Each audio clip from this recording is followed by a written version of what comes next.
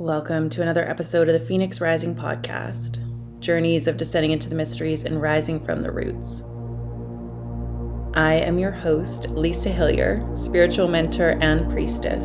I have guided hundreds of women through my online courses, one-to-one mentorship, and Patreon portal into the mysteries within them to rise rooted into their sovereign selves. And today I have Karen Docherty on the show with me. Since the discovery of her abilities, Karen has worked tirelessly to bring the world of spirit to those who need it most. From the UK to the USA, from Asia to Australia, clients from all over the world meet with Karen to receive readings, enroll in mentorships, and share a space for discussions on the power of spirit. A woman with spirit and a breath of fresh air, Karen offers a contemporary approach to psychic work and mediumship based on traditional principles, filled with love and compassion. She stands as one of the most reputable and skilled mediums in modern times. Can't wait to dive into this episode with you. Welcome, Karen. And to start, we're going to start with the big question of what has been the journey that has led you to the work that you're offering the world today. It's lovely to be here. My journey really started when I was very young, connecting with spirit, but not realizing that that was, taking place. And I think that throughout the years of my life, even in teenage years and beyond that, it's something that I've always known was there. There's a connection to something, but I wasn't quite sure what it was. And I think that through the development of that, the development of realizing that there is a spirit side to life, that there are things that we don't often see or always see. I think that that has led me to further development, and I was so excited to find out what this was about, and I kind of felt like it was a true me, if that makes sense. I was home. It was something that spoke to my soul very strongly, like I said, from a younger age. So the more development I done and research and explored that, it kind of led me onto this path of working with this full time. And really, since the day that I started to look into it, it's something that I have never looked back. I feel like it's something that has propelled me forward beyond any expectation I could have ever had. Beautiful. How have you cultivated those tools? I think those are the words that I'll use, but deepen that connection with spirit. And was there a time in your life where you felt very disconnected from it, or has it always kind of been there? I think with any spiritual development, there are times where you can actually feel disconnected. And it's usually times where we maybe have things going on within our own lives, that kind of keep us in the material rather than let us explore the other kind of connections that we might normally have. One time, which was a massive time in my life, was when my own mum was ill. And she went through cancer, and she's now in the spirit side. But whilst my mother was going through that illness and I was kind of her support to get her through that, I felt very disconnected. And really, I suppose you would think at that time that would be the time where I should feel most connected. But it just doesn't work like that. It's just something that if your mind is too clouded with things that are going on here that we don't control and have no control of, then it's a normal process with spiritual development that you feel that disconnection a little bit more. And really, to kind of nourish myself with the spiritual development, it did take a lot, through all these years, and it was something that I did have to develop. So although I was a natural medium, it took time to develop it, and it's not something that can happen overnight. It's something that takes years, really, and still is an ongoing thing for me. And I'll always develop in some way. My mediumship will always develop, and my connection and knowledge of spirit will always develop. So it did take a lot of time, but it didn't feel like a chore. It didn't feel like it was work. It just felt that at times it was difficult to find the connection and feel it, but I knew that it could never really be lost, if that makes sense. Hmm. Yeah, it feels like that guidance from the divine, it's never lost. It's always there, but sometimes we're just disconnected from seeing the signs Hmm. or receiving the guidance. So it's always there. Hmm. How do you connect with spirit? Does it come through visions or signs or symbols? What does it look like for you? It varies. Sometimes it's really visual. Sometimes, I'll see spirit a lot when I'm communicating with them, whether that's through meditation or whether that's through doing readings for other people. It can be very visual. I can see spirit people. I might see their faces. I may see a feature about them, or they will show me their lives through vision, what they seen when they were here. So that kind of visual side to it can be very strong. But likewise, the clear sentience, which is the clear feeling, is feeling that person stepping in, feeling their life, feeling what went on in their life, their emotions, their character, that works through the feeling aspect of things, and hearing them too. There's times where I can be deep in concentration doing something else, and all of a sudden I will hear somebody speaking. So they can use that faculty too. And it varies depending on them. Every spirit person will communicate the fastest way that they can communicate, because there is a time frame, if you like, where that blending takes place. So if they can get the information and communication to me faster and use a different kind of faculty to do that, they will do that. So it really just depends on who they are and how they communicate and how their character is as well. So it does vary, but all in all, I mean, every form of communication is very valid. There's not one that should be more than the other. It should be a flow of things within mediumship, and that is how they speak to me. Connection to my guides, my helpers, I like to call them my spirit team, can vary too, but usually that will come when I'm meditating or when I'm quiet, when I'm in that place to receive that information. And they sometimes will communicate mainly with me on a feeling aspect to things, but they will also then show me things too. So probably visual and more of the feeling when it's guides and helpers. But with spirit communication with loved ones, it's usually all three. Mm, beautiful. So for, your average person, we'll say, so my dad's passed. He passed quite some time ago, like 20 years ago. Can I communicate with him? I'll talk to him, just random conversations or get upset or whatever. But am I receiving like signs and guidance from him? How can I interpret that? Yeah, absolutely. You are. It's hard to interpret it, though, isn't it? Because really, the one thing that we have to remember is our minds are so clouded with things, but also Mm, our imagination kicks in. So our mind can tell us that it's imagination more than anything. So, say, you might hear your father's voice within your own mind. Your mind will tell you that was your imagination, or that's you wishing for that communication. mm, Whereas in actual fact, it would be your father communicating, but it's very subtle.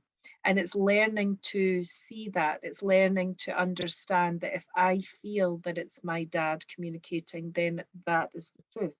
Whereas I think a lot of the time, because our mind is there really primarily to keep us safe and to give us guidance with things, um, it's easy for the mind to tell us it's not the case, that it's communication.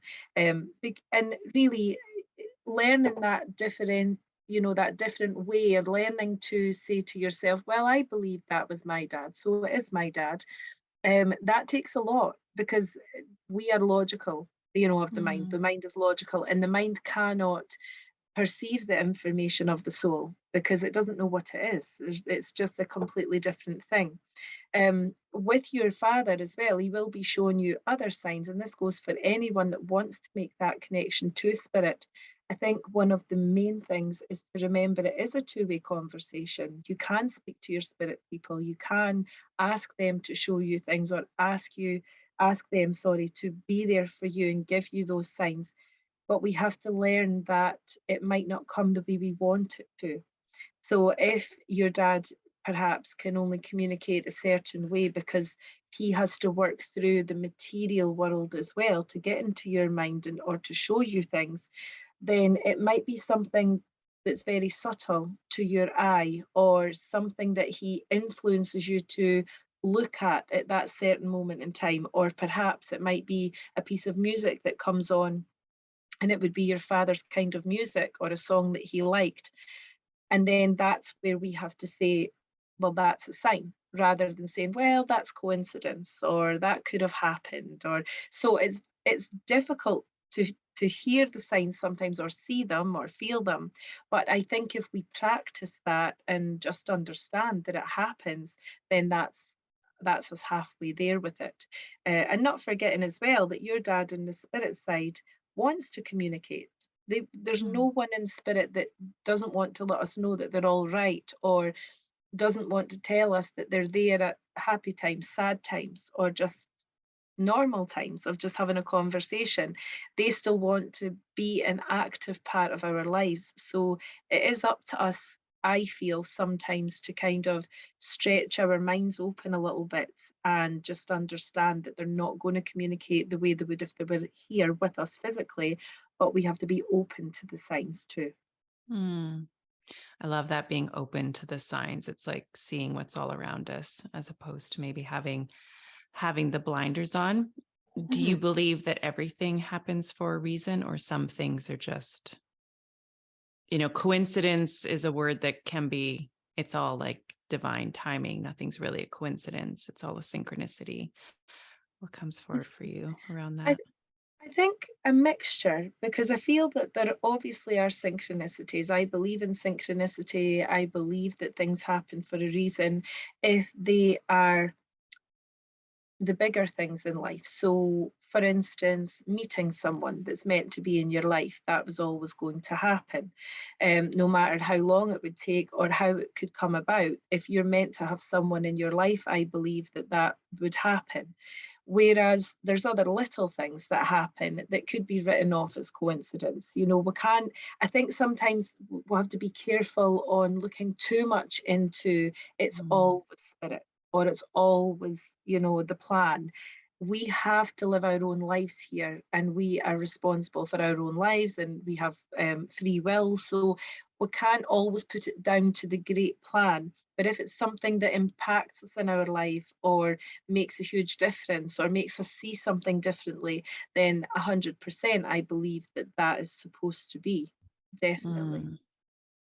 I like that, because sometimes we can get, or I do anyways, get too wrapped up in the meaning of everything and Yes, what that meant and what yes. that sign meant. And it keeps you in your head, or at least it keeps me in my head No, and it does. And I separate. think it makes you overthink, and it makes you then cautious about things, or it makes you see things that aren't there sometimes. So it can actually do more damage than just remaining in the power of you and just realizing that we'll have to keep the door open to keep the flow going of the life. If we get too much in our own head about something or overthink it, it actually damages us. It stops us maybe from making the next move, or it holds us within a space that maybe, because we don't understand what's taking place right at that point in time, it holds us there rather than just kind of surrendering to it and Mm. saying, well, if it's something that's supposed to come, it will. If it's something that's supposed to go, it will. And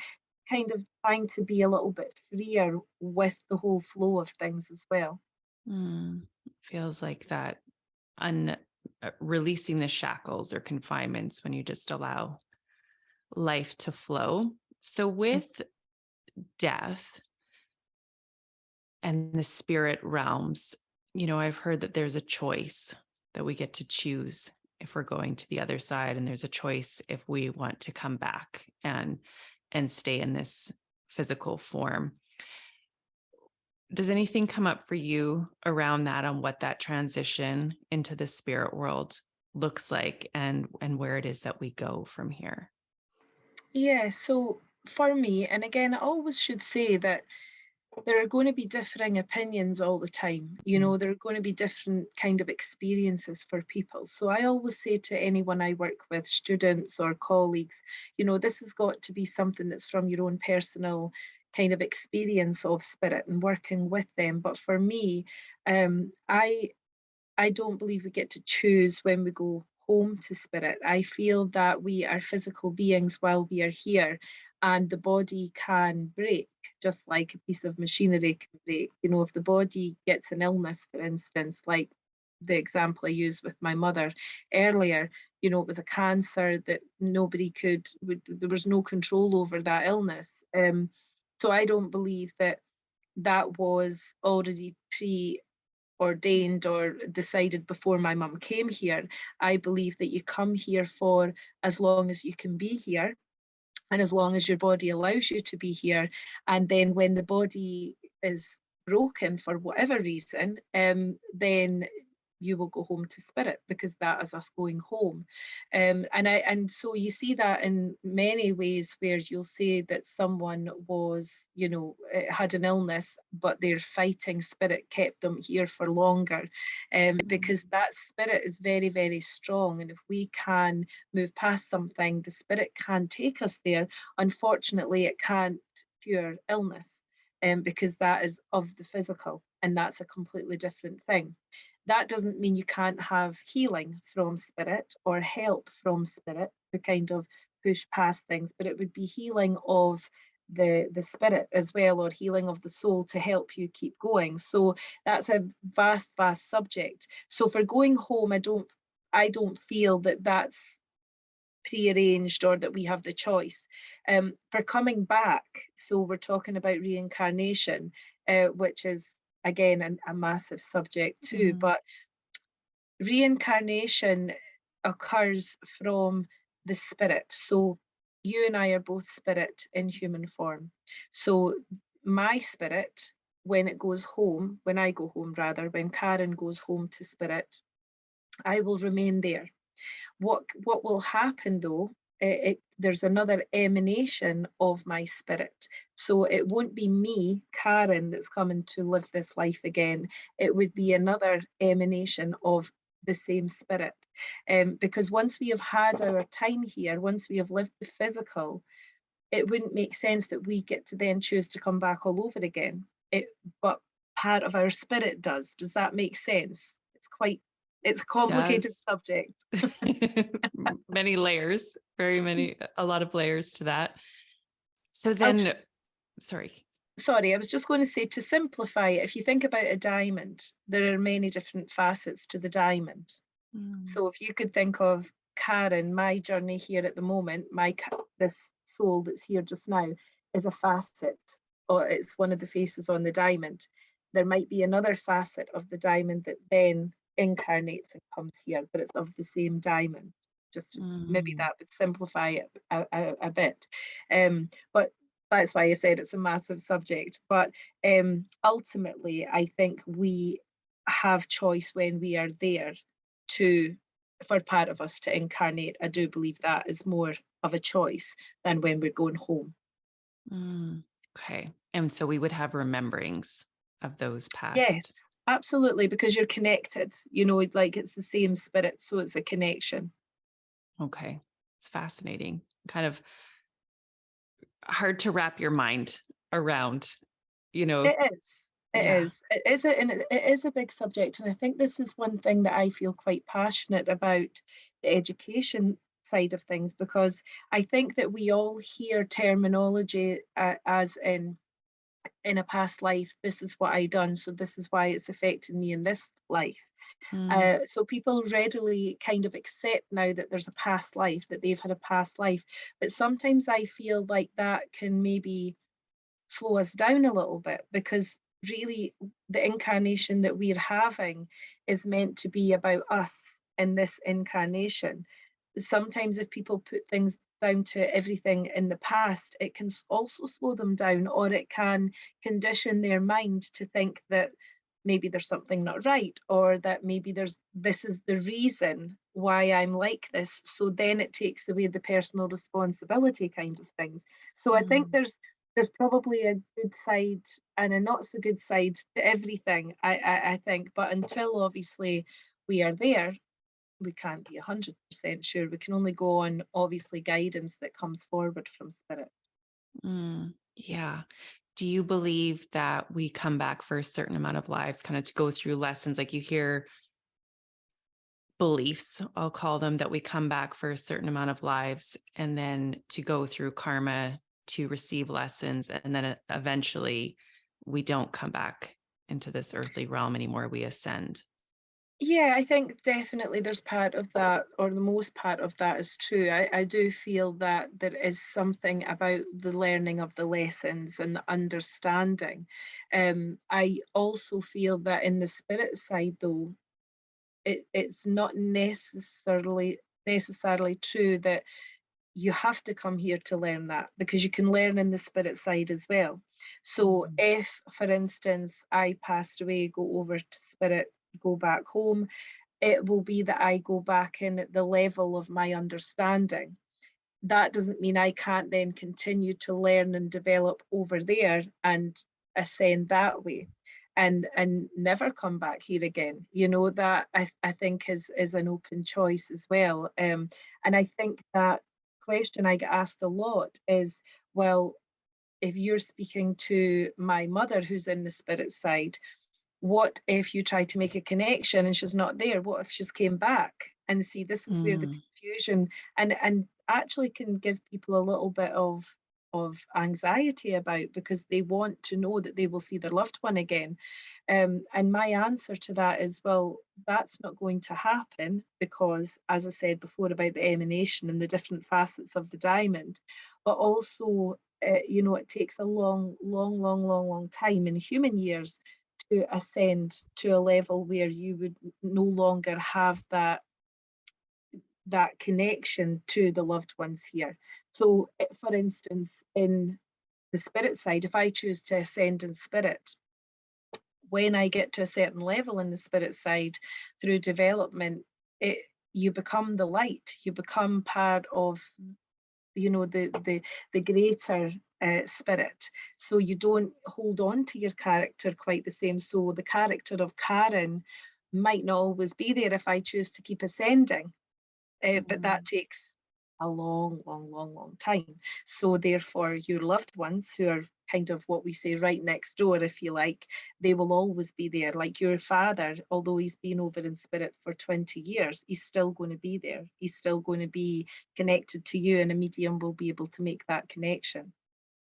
I have wondered that question that you just beautifully answered. I'm like, well, I wonder if he's like reincarnated and living a different life on earth, but that facets of it make sense. And then I also was kind of like, well, I think we can be here, but we can also be in multiple places at once. Like that whole time and space is an illusion, which starts to Hmm. make my mind boggle a little bit, or Yeah, mine too. it's Too. like, we're, But you are right. We can be in different. And if you think of spirit, for instance, so if I'm speaking to someone in the spirit side, and I have a client on Zoom, and the client may be in America or Australia or Canada, their loved one is with me, giving me communication, but their loved one is also with them. So there's no time, there's no space, there's no boundaries in the spirit side. So in that essence, we can be everywhere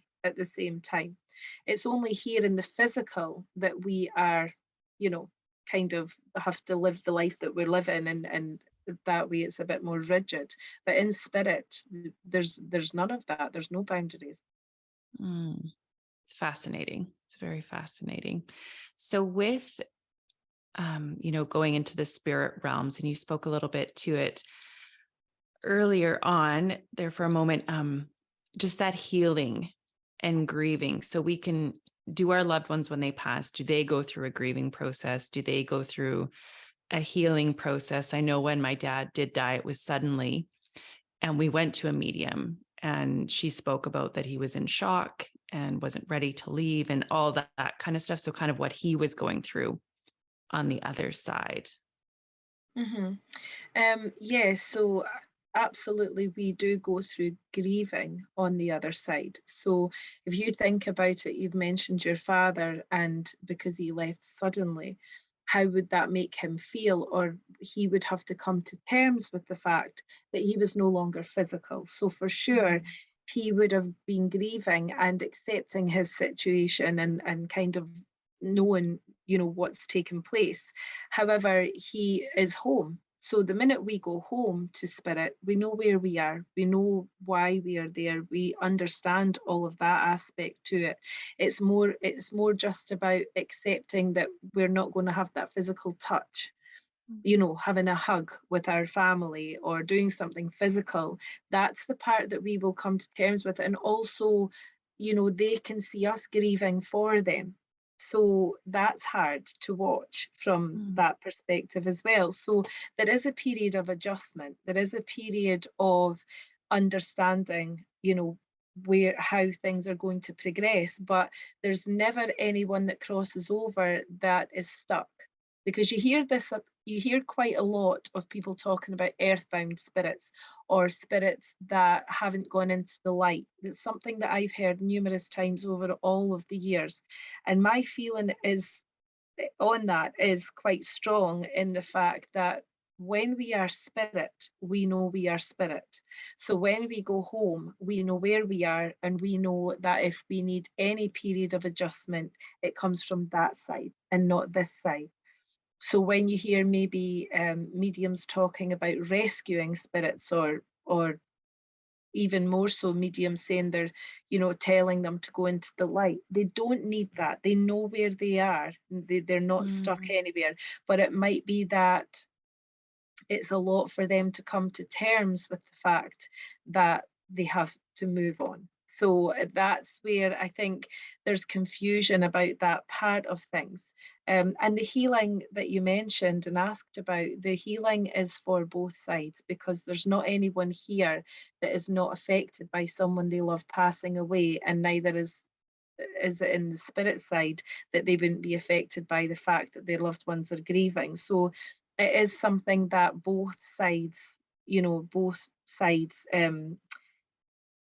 I suppose, not worry about, but have to deal with. The only difference I would say is the grief in the spirit side of things is different to ours, because they still know that they are alive. They still know that they can see us and be with us anytime, and they know undoubtedly that we will be with them again. So that grief is slightly different than the people left behind who don't know where their loved one is, and maybe they don't have beliefs in the spirit side. So it's very final, but in the spirit side, we know it's not final. Yeah, beautiful. It feels like the vastness is there where they can see everything, and just that inner knowing where we have to search for that, or some of us have to search for those signs and voices or deep knowing in our bones that they're still living on, just not in this physical realm with us. So with your mediumship, do you see the future for your clients? Is that part of So it? it can be in a way that you can see the potential for things to come. So it might be if a client comes to me and wants a psychic reading rather than a mediumship, because obviously mediumship is that of the spirit. Psychic is more about me linking with them and their soul and their path and everything to do with their own life. And if that's the case, I can definitely pick up on the potential for things that are coming in. If someone's, for instance, waiting to hear about a house move or a relationship, or anything pertaining to the life, if I can see it, I will let them know that I can see that. It's not always visible. It's not, because there's obviously, again, this uh, free will, and I can't influence someone on what they should choose or what they should do. But if they need something, if they need a glimpse of something, then more often than not, that will happen. Mm. So it'd be like the potential. I like that because it feels like there's multiple potentials. Is that fair to say in our life?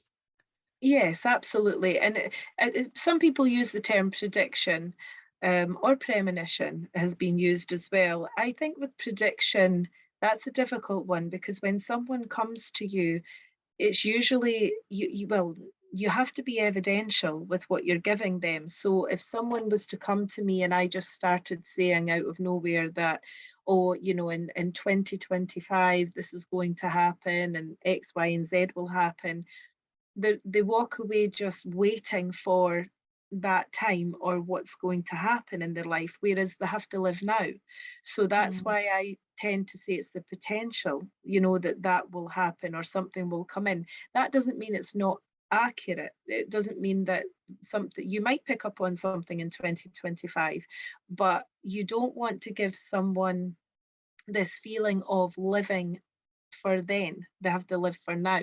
So there is a responsibility with the way a medium really portrays the evidence and gives that over to someone, which is why I would say it's potential rather than, a steadfast decision making process. Mm. Yeah. I had a psychic reading, I think, when I was 15, and a lot came true. It definitely did come true, but there was some things, and there is definitely the potential for it to come true, but it hasn't fully come true yet. But I can say that I've always had that lens throughout my whole life of Mhm. what I was told at a young age. And so that And so looking at it's it as potential. Yeah, and it's not that you've worked to that. Obviously, you get on with life and you see just what unfolds as well. But we have to remember as well that decisions we can take. So I can say to someone, well, I can see that you're going to meet this partner in 2 years' time.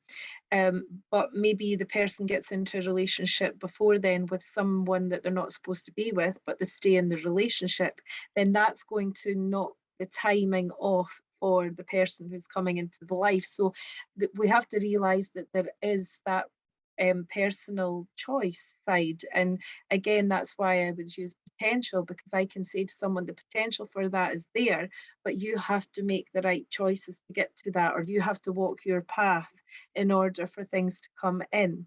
So the medium's not really in control of when that event might happen. But if I feel really strongly about something, I will say that's definitely going to take place, regardless. That's a life event and that's going to take place. Other times I use different terminology and say, well, you have to make the right choices to get to, X, Y, and Z. Mm. So that, we've all heard that saying probably multiple times, like if it's meant to be, it'll be, you know? Exactly. And so for you, are there contracts, we'll call them, that are meant to play out in this lifetime, kind of going with that? If it's meant to be, it'll be. hmm I do think that there are things that are meant to happen in your life. I do feel particularly strong about the people that are in your life and the events that happen around those people in order to Mm. teach you something. So I believe that that is something that is predestined, Um, but on the flip side of that, I also believe, as an example I just used about relationships, for example, you can be with a wonderful person that maybe you're not supposed to be with long term, but you stay because your conditioning is it feels safe, it feels good, Mm. why would I go anywhere else? But your soul's not being nourished. And sometimes I think that that's what we need to pay attention to a little bit more, is that intuition, that psychic side to ourselves where we know what's for us and maybe what's not for us. But I think because we have emotion and because other things come into play, perhaps our childhood or other things that have conditioned us, or we might feel sorry for someone so we don't move on something. All of these things I feel, are kind of thrown in to teach us something, not to hinder the process, but just to teach us something so that we become more evolved within ourselves and know what the soul needs rather than what the mind wants, because there is a big Mm, difference with that as well. So, although I do believe in contracts of some sort or a feeling of things are predestined sometimes, I also feel like we are that it's at our control basically, but we don't often realize that. yeah, kind of those belief systems that get embedded into our psyche and our programming and fears and all that kind of stuff. We can keep Mhm. ourselves separate and in other relationships or scenarios. Absolutely. And these are the relationships and scenarios that we learn from. So it's not a bad thing, even if it's something that you go through, something that's not been great for you or didn't feel good, or maybe it's a bit toxic at times, for your soul. It's something you go through, and I don't know that anyone should have regrets or worry about, oh, I've wasted 10 years of my life in something. I don't feel that we should get hung up about that. I feel like it's more a case of just understanding that that taught us something to empower us, to move us forward, even though it might have been very, very difficult at the time. Mm, yeah. Are there tools that you use or recommend for people to deepen that connection to their intuition? Because when we're deeply connected to our intuition, we hear the voice of our soul that is leading on us on a different path than maybe the voice of our mind. Sure. Meditation's the biggest one, I would say. Now, when I talk about meditation, I was the worst person for meditation. I had this mind that did not quieten down. It was difficult for me to sit in a room and meditate for an hour at a time, which I thought you had to do, and I thought that was all part of your development. Obviously, then moving forward, I learned I have to do it my way. It's just something that has to come from me. And my way was to walk in nature or to just have 10 minutes of sitting in the quiet so that I could really get the benefits out of that time and that quiet time within me. And meditation is a very passive thing. So that is where you go to hear your soul speak. That is where you go to hear that of the higher self. So meditation would be my biggest tip for anybody or tool for someone who wants to feel that connection within themselves. But I also feel that sometimes we live in a world at the well, not just at the moment, but over recent years, where everything is so fast. Everything's express. Everyone gets, if they want something, they go and get it. If they want to find something out, they Google it. Everything's like at your fingertips. And I think with any kind of spiritual development, it can't be like that. It has to be something that you dedicate yourself to, even if it's just 5 minutes here and there. Even if it's just saying, I'm going to have one walk a week where, I'm going to be outside, I'm going to kind of try to connect a little bit with nature or connect with myself and just take myself out of, you know, everyday situations just to feel that or hear that voice. It's a dedication that needs to continue. And it doesn't need to be, every week. It doesn't need to be every day. It can just be when you can do it, when you can fit that in.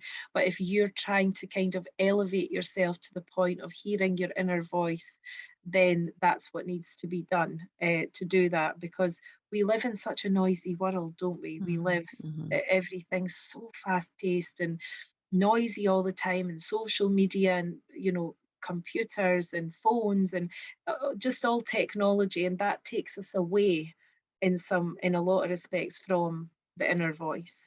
So it's making that time. That's the first thing for that. And the other thing I would say is trust that it's there.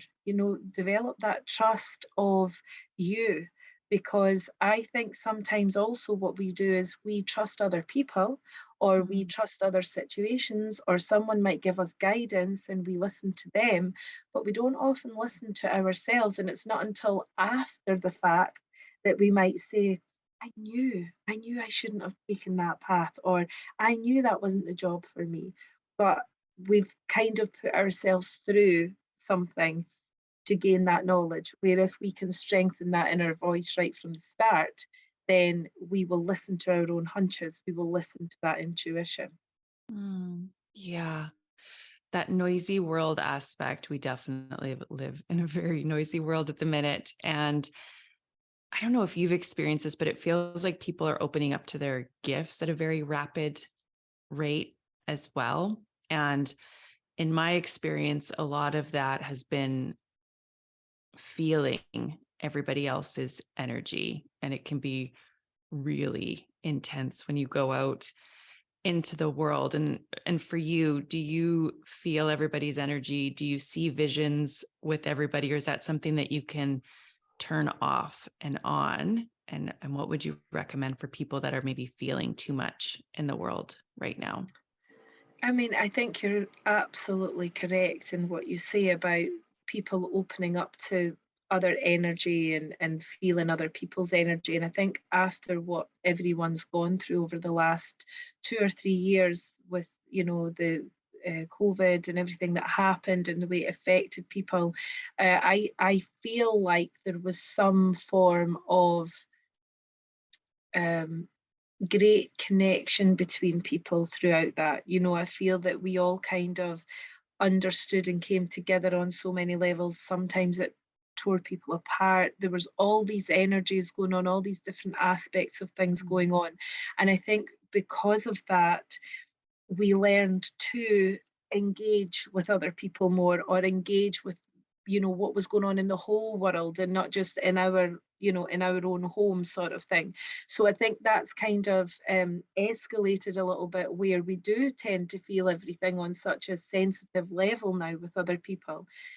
For myself as a medium, obviously I've known how to switch my awareness on and switch it off. So after a day of readings, for instance, when I go home, I don't think about the readings. I don't stay in the energy of them. I make a cup of tea. I speak to the kids. I maybe watch a bit of TV, just in order to kind of take myself away from the the intensity of that. And I think that it's something that I just practice as a rule. It's something that's quite natural to me. I don't need to think about it. So, as far as picking up on everyone's energies or certain situations, I don't usually, unless I know that I'm switching my awareness to it. I'm Mm. very aware at that moment in time that I'm feeling something, or connecting with someone. That's not to say it doesn't happen. There's times where I don't necessarily feel that I'm aware of it in that moment, but then something comes flooding in and I'm like, oh, and it catches me unawares. It happened a couple of times last week, two different situations where I didn't even think I was switched on to it, or I didn't, I was busy doing my usual, going to the gym, picking up shopping, doing whatever, and all of a sudden things were just popping in for someone. So it can happen in a natural way as well if it's supposed to. But I think it's more about understanding for everyone, not just mediums. It's an understanding of other people's energy can affect you. And if you're open to it all the time, or you're feeling it all the time, there's something you need to do to learn not to do that, which is perhaps learning more about how it works, how energy works, how it does flow. And it might help you switch off from it a little bit more, because it can be very depleting. It can be quite draining. It's like, for years and years, I've not listen to hard things on the news, or because for me it stays with me and I know it does. So I know straight away I am not going to sleep tonight. It's going to affect me. It's going to stay in my mind. So I can't do that. So I have to look after my energy and say, I know it's going on. I don't need to watch it and be bombarded with it, because I can't deal with that. So it's about knowing your own sensitivity levels as well.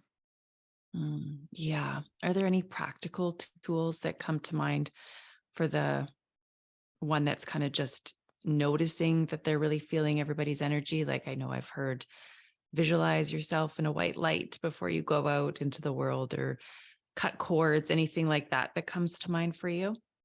I mean, these are good visualization techniques. So if you tell the mind that you're cutting cords and you're visualizing that, then you will definitely feel like that's taken place.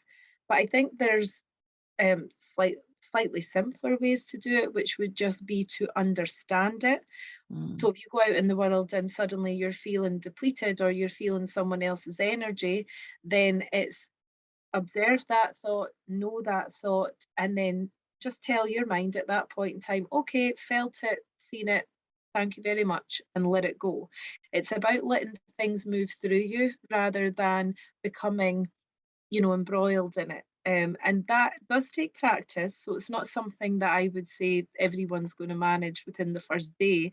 But I think if you realize that your thoughts are an observation of what's taken place, then you can understand that I can control that aspect to it. I can step back from that. Um, by all means, visualization, if it helps you, use it. Putting yourself in a bubble, putting yourself in white light, like you say, all these things, it will help you understand what you're doing as a little procedure. But I think you can become quite adept at doing it without needing to go through a ritual to get there. I think it can come as a point of, oh, I can feel that, I've noticed that, I'm not doing that. And it's just an instruction to the mind to shut that down, but it's also in a way an instruction to yourself, your inner self, to say, I've noticed that, I know why I'm getting it, but I have to do this today, or I can't submerge myself in that. That's powerful. That awareness of it's just somebody else's energy that I'm feeling. It's probably not mine can be enough. And it's so easy to start to cultivate that on a daily basis so that you're not getting drugged down the rabbit hole of like, what's wrong? Why is this happening? Kind of, the rabbit hole that we can go down where it's just simply, this For is sure. somebody else's, or I'm just feeling energy and it's okay. It's And I very think natural.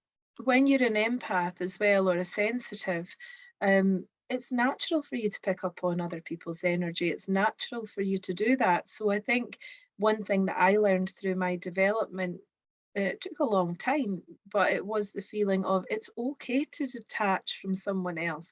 I Mm, think if you're a people pleaser or someone who wants to make sure other people are okay before yourself, sometimes we kind of get into things like into other people's situations, or feel it on such a powerful level that it's hard to shake it off. So we feel like, what can I do about this? And then, like we were saying earlier about then getting into the mind with that, it ruminates and then you're mm, overthinking it.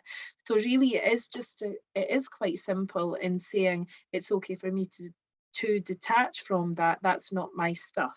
That's not my energy. But if it's, for instance, someone you pick up on that's having a bit of turmoil or a bit of trouble in their life, send them healing.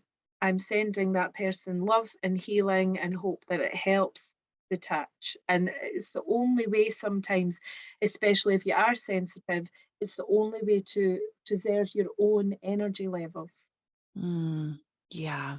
I remember when the Roe and Wade thing happened in the States around abortion, where and abortions became illegal again in some parts Mhm. of the states. And I would go out in public and it was like my womb was raging and I didn't like it. I didn't like it at all. And I just had to come into that place of like this, I'm just feeling the intensity of every woman that is upset right now, rightfully so. And I can move that energy in a way that Absolutely. feels really good. And yet, I think there's something to be said in recognizing that it does mean that you care. It does mean that Mm, you're picking up on it for a reason. It does mean that it's saying something to you. But then to move past it, you have to move past it, or else, at the amount of clients that I speak to, if I got caught up in everything mm, all the time, I wouldn't be able to then serve my next client because I would be stuck in the energy of what was said before. And that doesn't mean you're not empathetic to someone or sympathetic to them or really care. And I have to tell you that the biggest thing for me throughout my mediumship has been learning this, like that you have to do that, because I would just say, just come and live with me. I'm one of these Mm, people that's very much like, what can I do to help? Or how can I do that for you?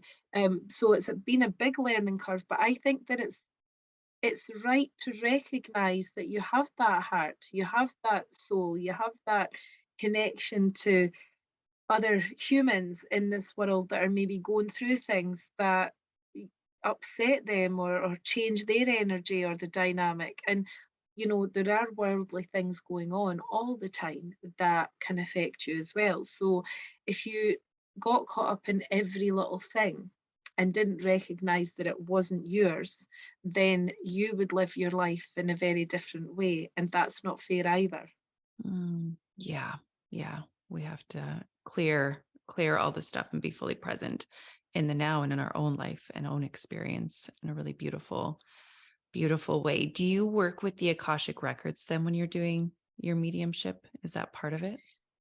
I mean, I feel that it's there and it's in the kind of background of what's taken place within mediumship itself, but it's not something that I look too deeply into when I'm working, only because if someone comes to see me and I'm looking at them, their soul, their life, their path, and even that of mediumship connected to them and loved ones that they might have, then as a medium, I can do that well without looking too far into the other stuff, or having to describe the depths of what's taking place or the mechanics of what's Mm, taking place. Personally, for me, everyone is different. Every person that comes to me is different and have different needs. So I can't say there's one hard and fast rule for how my mediumship works. But in general, it's not something that I concentrate on. I would rather just kind of go with the energy of the person in front of me, and then ask their loved ones and guides and helpers to come in and go that way. mm, beautiful. For people that are wanting to deepen a connection with their guides, with their spirit guides, does anything come to mind of how they can start to deepen that connection? Yeah, sure. I mean, I think that the one of the biggest things, like I said, is the understanding the meditation side of it first, but also then recognizing that you don't need to chase this. I think Mm, I tell all my students, I do a mentorship, 6-month mentorship at a time, and I tell all my students the same thing. Don't run and chase this, because really you have to understand the intelligence of spirit, and you have to understand that you have a whole spirit team. There's a whole host of of minds, great minds in the spirit side, that are guiding you and helping you. So sometimes I think we look for this one guide, or maybe two guides that we want to know, and we want to know names, and we want to know where they're from and why are they our guides and all of this. And our imagination loves that, because then what happens is things will come in and we'll think that means it's true, and it isn't always. Sometimes it is the greater imagination that's at play. So what I would say to people is, don't chase it, but if it comes to you through meditation, then believe it. mm, Um, i i was really working as a medium for quite a few years before I knew any of my guides. I just trusted they were there, and I didn't really try to look into it too much. But then it presented itself in a way that I couldn't deny. So another thing that you might be able to do in time is research the information that's coming up about a spirit guide, or someone who you believe to be your spirit guide. And it might be that there is actual evidence here in this world about that person, or about the information they're giving you. So one of my main guides, Red Feather, he gave me, I didn't know he was there. I mean, I felt that there was guides there, obviously, when I was working or meditating, but this particular day, I was shown what looked like children's hands digging in the earth. And I didn't know what they were showing me. I was like, I don't know what this is. And I just kept saying, it's red clay, or it's red earth, or it's red something. And then right at the last minute, I seen a red feather. So I was like, okay, not a clue what any of it meant, but it stayed with me. So I thought, I'm going to try and research this. What would I see? So I typed in red earth or red clay, because both of those things came up. and it came up as sacred ground of the Cherokee Mm. Indian tribe. So I was like, oh, okay, so that's strange. So I looked into Cherokee and up came red feather, and I knew that I'd seen red feather. Now, that doesn't mean it's the red feather of that particular tribe at that moment in time, but what were trying to show me is that I do have a guide of the name Red Feather, and it gave me that focus. Now, since I do trance mediumship as well, so since I've been working in trance and developing my trance mediumship, he's came through many, many times where other people have seen him. So I that was only because I seen that one vision. It wasn't because I was looking for that or trying to preempt what was taking place. So one of my biggest tips to my students is please don't chase it. Let them show you. They will show you when they are ready. You don't need to worry about this. Because I think there is a little bit of a thing that goes on where people need to know. You know, we as human beings need to know. Yeah. We want to know the answers. But sometimes really it's up to spirit to show us the way. Mm. What's trance mediumship? Trance mediumship is where you're just going into a deeper altered state. Mm. So when I work with spirit ordinarily, like if I was speaking to you and bringing through mediumship, that's an altered state because we are altering our focus. So we're not really present here fully. We're kind of in the process of communication. But trance mediumship is just like a deeper altered state where sometimes the faces, you know, the faces can be put in front of your face. People that are sitting in the room watching you in trance can see faces of other people coming up. Or it might be that you speak in trance. So it's your vocal cords, it's your voice, but there could be a different accent, there could be different words that are used, there could be a different language. You're not too aware of what's happening when you're in trance, a deeper trance mediumship, but you're always in control. So you can come out of it. You know, it takes a lot of years to develop trance mediumship in many ways, but it's amazing. It's absolutely amazing the things that happen while you do that. Mm. Beautiful. That sounds very powerful. Very, very powerful. What has been your biggest lesson along the way? My biggest lesson along the way, I would have to say, is about trusting me and realizing my true essence, realizing that, you know, all of the things I felt as a young child, all of the things that I've gone through in my life, just really trust my own power because we really don't know how powerful we are. We really don't. We think we do, but there's such a different level to us, our higher self. If we just trust and believe in that, it propels us forward in a whole different way. It's a different dynamic. And I think it took me a long time in my life to learn that, even through my development, you know, my spiritual development, my mediumship development, it still took me time to understand and truly believe that this is what you're supposed to do. This is you, this is your true essence. So I sometimes look back and think, oh, I wish I'd, you know, seen that sooner, or I wish I had been aware of that. But obviously, it happens the way it happens, and you take your lessons from that. But that for sure has been my biggest lesson throughout Mm. all of this, because mediumistic development also develops you in such a personal way too. It changes your outlook, it changes your aspect of things, it changes relationships, it changes everything. And it's not something that you take on lightly because there will be, you know, there will be a result of that. There will be things that happen in your life. But again, I tell my mentorship students all the time, don't be frightened of it because if you weren't ready for that, it wouldn't happen. But just be aware that lessons can be learned that way Mm. Beautiful. How do you experience the mysteries? within my mediumship. Mm. Um, I experience them kind of all differently at all different times. I don't think there's one answer that fits everything. The way that I am astounded at Spirit's communication, I can come home from an event, you know, an audience gathering, and be absolutely like blown away with what happened, the evidence or how spirit communicated with me. And that's not because I don't believe in my ability, because I do, or I wouldn't go out and do it, but they amaze me. Spirit amaze me every single day. And that never gets old. That's something that happens every single day. And that experience of that, and experiencing what I think I know about spirit, which I feel over the years is quite vast in my studies and everything that I've researched, and just in my work.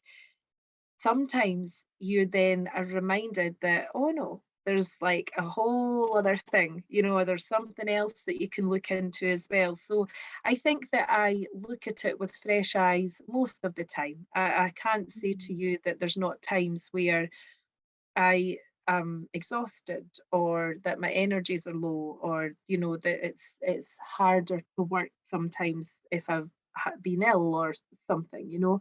But in the main, I never look at mediumship or take it for granted. I look at it in a way that, wow, I'm amazed I get to do this. And I Mm. think that each experience is different. Every time I work with spirit, something different happens.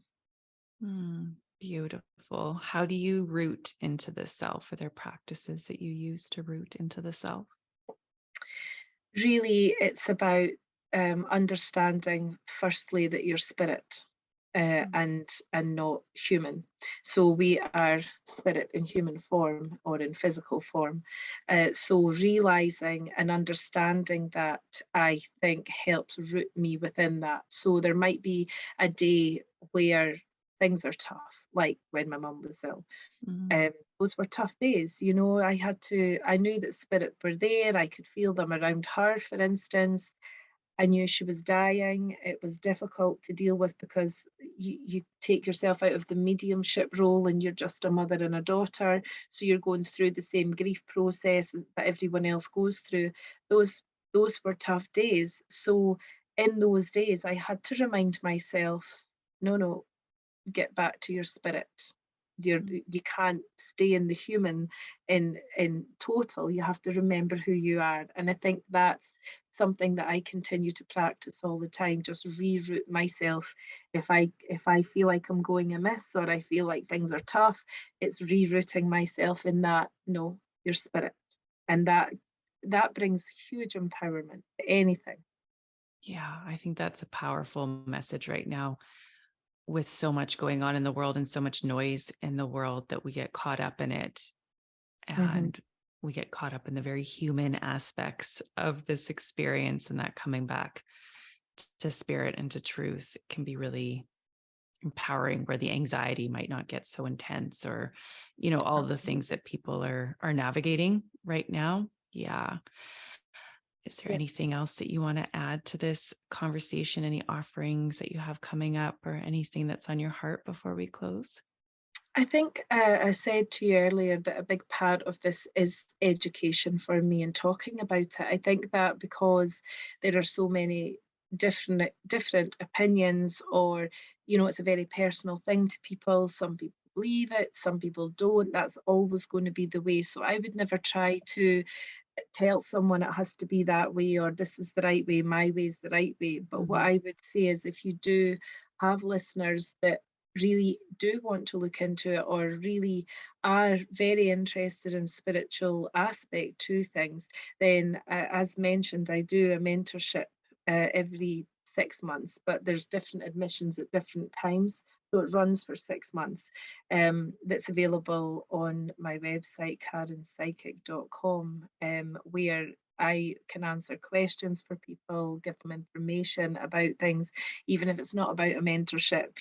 I'm very passionate in helping and aiding people to understand the intelligence of spirit and what that involves. So, the mentorship program is an excellent way to do that. But should any of your listeners have questions, then they can get in touch. Beautiful. It'll be in the show notes where everybody can reach out to you and experience your magic. Thank you so much for this conversation. It was beautiful. Thank you for inviting me. I love speaking about it, and I love telling people about it. So it's been a pleasure. Mm. Thank you so much for joining me for an episode of the Phoenix Rising podcast. Please like, share, download, subscribe if you enjoyed this episode, and I will see you next week for another episode on the Phoenix Rising podcast. Sending so much love.